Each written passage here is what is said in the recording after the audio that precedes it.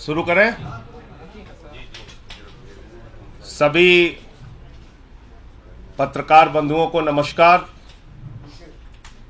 आज इस पत्रकार वार्ता के माध्यम से मैं पूरे देश को यह बताना चाहता हूं कि इन्फोर्समेंट डायरेक्टरेट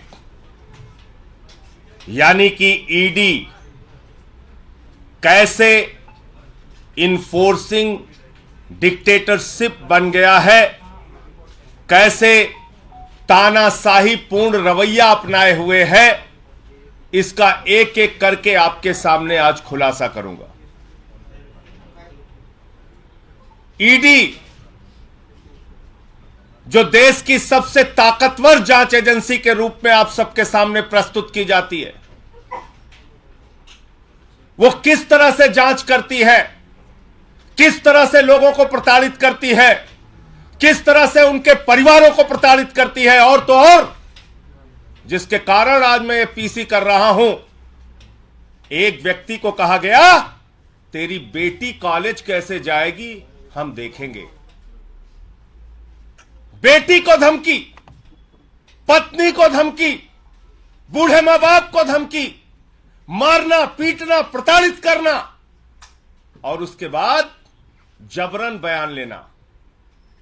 यह मैं नहीं कह रहा हूं, यह न्यायालय के सामने उन लोगों के बयान है जिनसे जबरन मारपीट करके उनके परिवारों को धमकी देकर उनसे बयान लिया गया।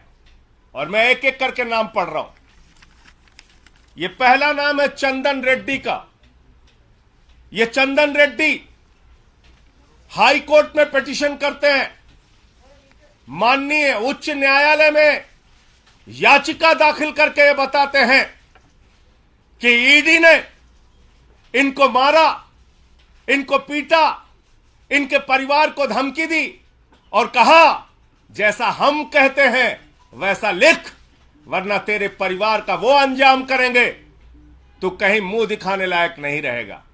ये सारी बातें इसने लिखी है। और इतना ही नहीं, इस चंदन रेड्डी को इतना पीटा गया, इतना मारा गया, इतना मारा गया कि इसके दोनों कान के पर्दे फट गए। दोनों कान के पर्दे फट गए।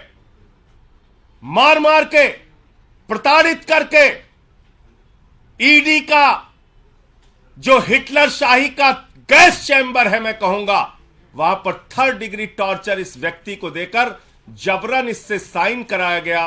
और उसके बाद जब यह व्यक्ति कोर्ट में जाता है तो अपने सारे दुखड़े माननीय न्यायालय के सामने इसने बयान किए। कैसे इसका बयान लिया गया ईडी में, कैसे इसका बयान लिया गया ईडी के अंदर। और यह इस व्यक्ति की डॉक्टरी जांच है, जो डॉक्टरी जांच की कॉपी मैं अभी आपको दूंगा। ये दोनों डॉक्टरी जांच ये कहती है कि चंदन रेड्डी को मार मार के उसके कान के पर्दे फाड़ दिए गए, उसको सुनाई नहीं दे रहा है। ये डॉक्टरी की जांच आपको देता हूं। ऐसे कर रही ईडी इन्वेस्टिगेशन। पहला आदमी चंदन रेड्डी, दूसरा अरुण पिल्लई। अरुण पिल्लई वो शख्स है जिसकी पत्नी को, बेटी को, परिवार को धमकाया गया, डराया गया। ईडी ने बयान लिया और बयान लेने के बाद यह शख्स कहता है, न्यायालय में लिखकर देता है, माननीय न्यायालय के सामने कहता है मुझसे जबरन झूठा बयान ईडी ने लिया, मुझसे जबरन झूठा बयान ईडी ने लिया। अरुण पिल्लई। तीसरा व्यक्ति समीर महेंद्रू। समीर महेंद्रू, इसकी पत्नी को बुलाकर गिरफ्तार करके रखा गया, धमकाया गया, डराया गया, परिवार को प्रताड़ित किया गया। झूठा और जबरन बयान ईडी के द्वारा लिया गया। ईडी ने झूठा और जबरन बयान समीर महेंद्रू से लिया और इसने किसी और के सामने नहीं, माननीय न्यायालय के सामने, माननीय न्यायालय के सामने समीर महेंद्रू ने लिख कर दिया कि जज साहब हमसे तो जबरन झूठा बयान लिया गया। समीर महेंद्रू।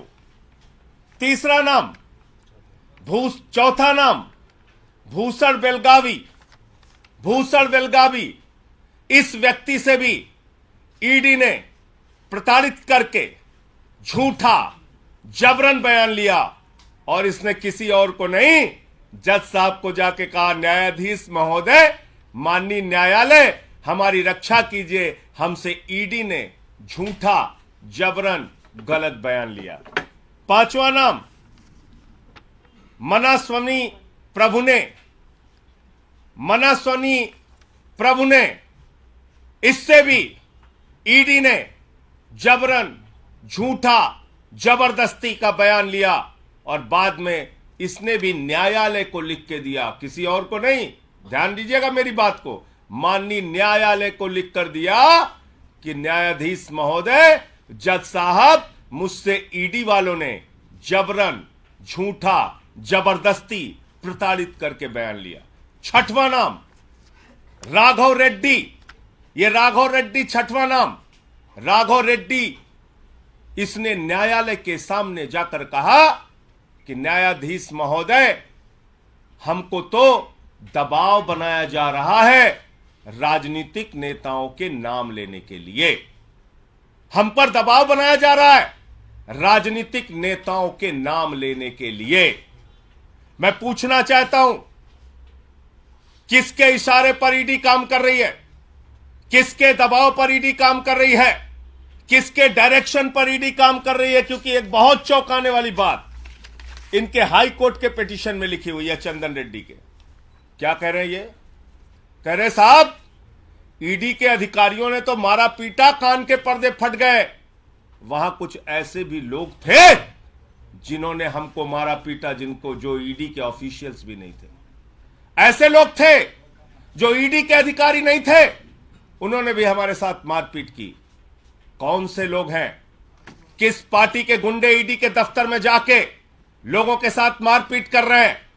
कौन से लोग हैं जो ईडी के दफ्तर में जाते हैं, पूछताछ करते हैं, मारपीट करते हैं और जबरन बयान लिखवाते हैं? इसका खुलासा होना चाहिए। माननीय हाई कोर्ट के सामने यह याचिका पड़ी है। इसके साथ साथ मनीष सिसोदिया जी के पीएस रिंकू, आप जानते हैं कानून में नियम है, किसी को भी बुलाओ, नोटिस दो, पूछताछ करो, कैमरे में पूछताछ करो और सारी जानकारी ऑन पेपर रखो। ईडी हवाई डिपार्टमेंट हो गया है। फोन करता है, बुलाता, आजा, बैठ इतने घंटे, जा घर जा, फिर आजा, बैठ सुबह से शाम तक, फिर घर जा। आप गुंडागर्दी करके, धमका के, डरा के, कान के पर्दे फाड़ के, तेरी बेटी कॉलेज कैसे जाएगी, इस तरह का बयान देके जांच कर रहे हो? इस तरह का बयान देके जांच कर रहे हो? मैं देश के प्रधानमंत्री से पूछना चाहता हूं, आपने बेटी बचाओ बेटी पढ़ाओ का नारा दिया है, बेटियों के नाम पर धमकी दी जाएगी तो कोई आदमी तो अपने प्राण भी दे सकता है, कागज पे दस्तखत करना तो बहुत दूर की बात है। लड़ना है तो सामने सामने लड़ो, कायरों की तरह बेटी का, पत्नी का, परिवार का सहारा लेके मत लड़ो, सामने सामने लड़ो। जो भी लड़ाई करनी है सामने सामने करो। और आपको याद होगा, देश की पार्लियामेंट में, देश की संसद में मैंने सारे विषय सिलसिलेवार करके एक एक मुद्दा उठाया था ईडी के संबंध में और कहा था कि पिछले 8 वर्षों में 3000 छापेमारी ईडी ने की है और मात्र 0.5% ईडी का कन्विक्शन रेट है। और यह कहने पर मुझे प्रिविलेज का नोटिस मिला। बहुत अच्छी बात है।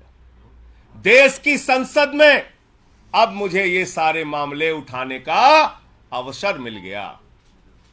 मैं विशेषाधिकार समिति के सामने इन ईडी के अधिकारियों को बुलाने के लिए आज ही ये सारे कागजात प्रस्तुत करूंगा कि ईडी के इन सारे अधिकारियों को बुलाया जाए।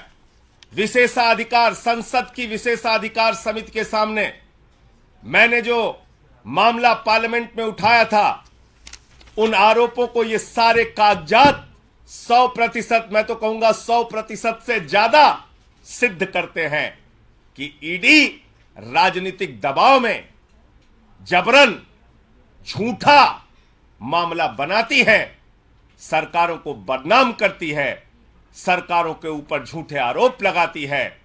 शराब घोटाला जैसी कोई चीज, उसका कोई सिर पांव है ही नहीं।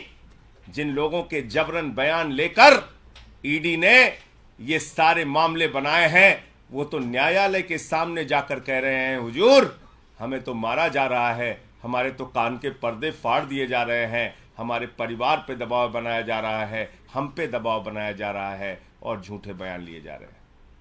बहुत अच्छा है, अब देश की, भारत की संसद की, पार्लियामेंट की विशेषाधिकार समिति के सामने जिसने मुझे नोटिस दिया है, ये सारे विषय और मामले मैं रखूंगा और इन सारे अधिकारियों को वहां बुलाने के लिए बोलूंगा कि इन सबको बुलाया जाए और पूछा जाए कि हाई कोर्ट से लेके और न्यायालयों में जो इनके खिलाफ शिकायतें की गई हैं, उसके तथ्य, उसकी सच्चाई, उसकी हकीकत क्या है।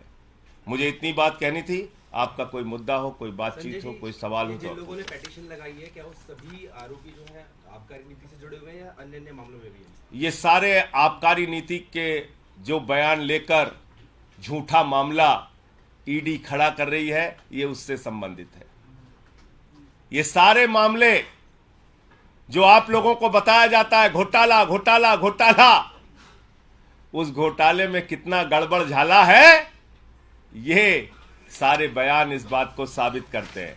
ये सारे बयान, ये सारी मेडिकल रिपोर्ट, ये हाई कोर्ट की याचिकाएं इस बात को साबित करती है कि घोटाला जैसी कोई बात नहीं। दरअसल गन पॉइंट पे, कान के ऊपर कनपट्टी पे बंदूक लगाकर ईडी, हिटलर के गैस चैम्बर में पूछताछ करके ईडी, ये सारा कुछ मामला झूठा और बेबुनियाद बना रहा है।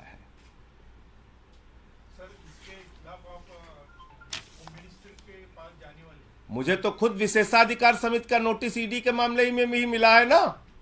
मुझसे तो भारत की संसद ने पूछा है कि भैया बताओ ईडी कैसे गलत काम करती है।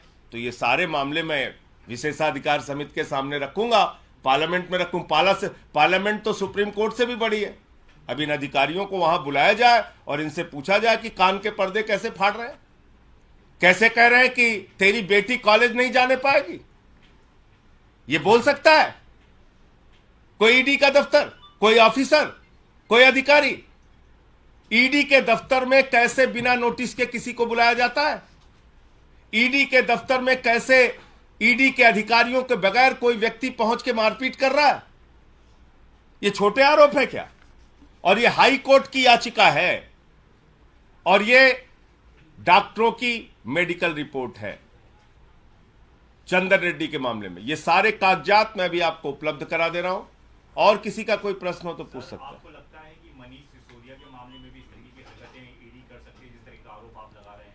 भैया ये आबकारी से जुड़ा ये मामला है। मनीष सिसोदिया के साथ भी ऐसा कुछ उन पर भी दबाव बनाया जा सकता है, किसी का नाम लेने के लिए। देखिए सबके ऊपर अरे भाई मैंने तो आपको बताया ना, कान के पर्दे फाड़ रहे हैं, मार रहे हैं, पीट रहे हैं, 3rd डिग्री टार्चर दे रहे हैं। तो मनीष सिसोदिया को भी ऐसे टार्चर कर सकते हैं, बाकी लोगों को भी ऐसे टार्चर कर सकते हैं, मार पीट सकते हैं, क्यों नहीं कर सकते? संजय जी दबाव क्या सबके साथ कर रहे हैं, दबाव बनाया जा रहा है। मैं फिर से दोहरा दे रहा हूं आपको सुनना। मनीष सिसोदिया का नाम लेने के लिए भी दबाव बनाया गया और ये जितने आरोपी हैं जिन्होंने ये इसमें साफ साफ लिखा हुआ है इस चंदन रेड्डी की याचिका में कि मेरे ऊपर मारपीट करके, कान का पर्दा फाड़ के परिवार को धमकी देकर ऐसे कागजात पे दस्तखत कराए गए, ऐसे कागजात पे हस्ताक्षर कराए गए जिनके बारे में मुझे कोई जानकारी नहीं। राघव रेड्डी ने कहा है कि मुझसे राजनीतिक नेताओं का नाम लेने का दबाव बनाया जा रहा है। राजनीतिक नेता कौन है सारे लोग जानते हैं। संजय जी सवाल ये है कि जिस तरीके से भाजपा के कुछ नेता मुख्यमंत्री का नाम ले रहे हैं, तो क्या आपको शंका है कि मनीष सिसोदिया जी पर भी ऐसा दबाव बनाया जाएगा मुख्यमंत्री का नाम लेने के लिए? देखिए ये प्रमाण इस बात को कहते हैं कि ईडी की पूरी इन्वेस्टिगेशन, ईडी की पूरी जांच कूड़ेदान में डाल देनी चाहिए। ये सारे आरोप, ये सारे कागजात न्यायालय के सामने इनके द्वारा दिया गया आवेदन, इनकी याचिकाएं चिल्ला चिल्ला के ये कह रही हैं कि ईडी झूठा, फर्जी, बेबुनियाद मुकदमा दिल्ली सरकार को बदनाम करने के लिए, केजरीवाल जी को और आम आदमी पार्टी को बदनाम करने के लिए बना रही है। ये सारे कागजात चिल्ला चिल्ला के कह रहे हैं। धन्यवाद। Thank you.